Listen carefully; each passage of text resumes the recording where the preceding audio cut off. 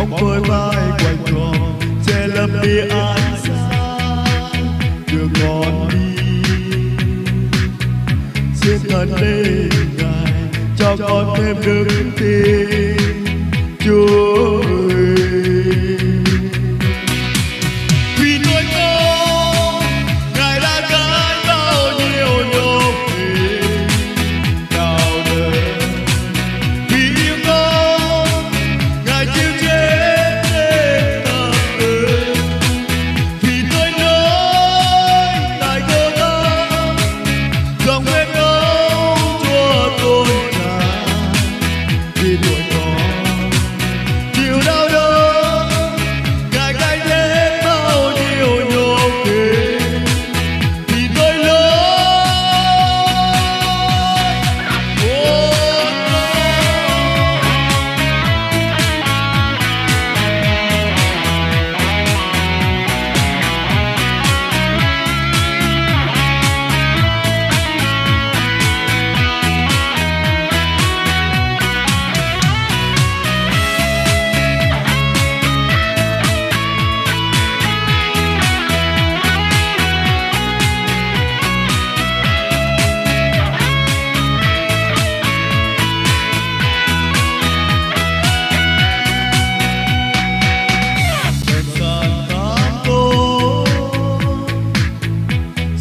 con trở về.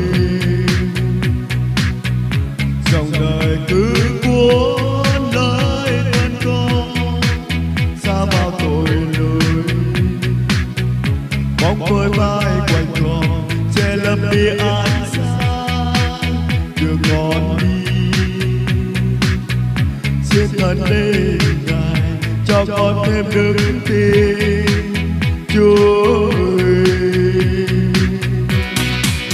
Vì nuôi con Ngài đã gánh bao nhiêu nhục hình đau đớn. Vì yêu con Ngài chịu chết trên thập tự. Vì tôi nói tại cơ đau dòng huyết âu Chúa tôn tràn. Vì tuổi con chịu đau đớn Ngài gánh hết bao nhiêu nhục hình. Vì tôi lớn của con.